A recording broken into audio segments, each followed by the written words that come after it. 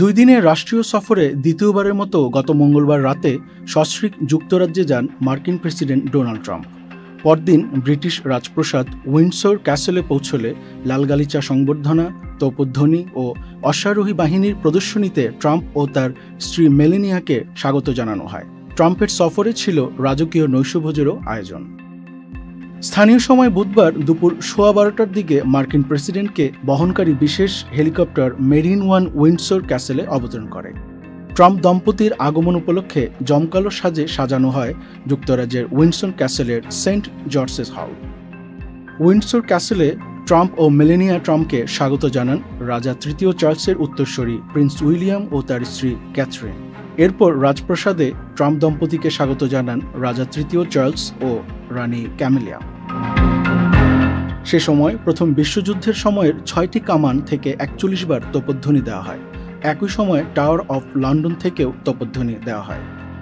আয়োজনে অংশ নেন ব্রিটিশ সামরিক বাহিনীর 1300 সদস্য, সঙ্গে ছিল প্রায় 120টি ঘোড়া।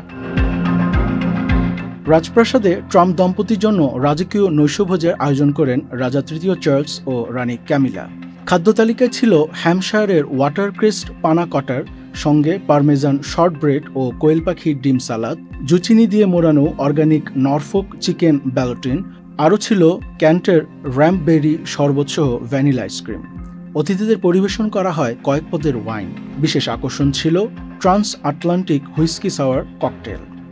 রাজকীয় খাবারের পাশাপাশি ছিল ঐতিহ্যবাহী সঙ্গীতায়োজন। অনুষ্ঠানে ট্রাম্প মেলানিয়া সহ অতিথি ছিলেন বিশ্বের 160 জন বিশিষ্ট ব্যক্তি।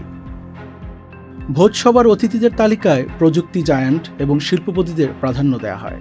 ছিলেন ট্রাম্প কন্যা টিফানি, রাজা তৃতীয় চার্লসের বোন প্রিন্সেস অ্যাশলেন, ছিলেন প্রিন্স অফ ওয়েলস উইলিয়াম ও princess of Wales Kate Middleton, যুক্তরাজ্যের প্রধানমন্ত্রী কিয়ার স্টারমার, যুক্তরাষ্ট্রের পররাষ্ট্রমন্ত্রী মার্কো রুবিও সহ অনেকে। Mir Amirul Alam, channel I.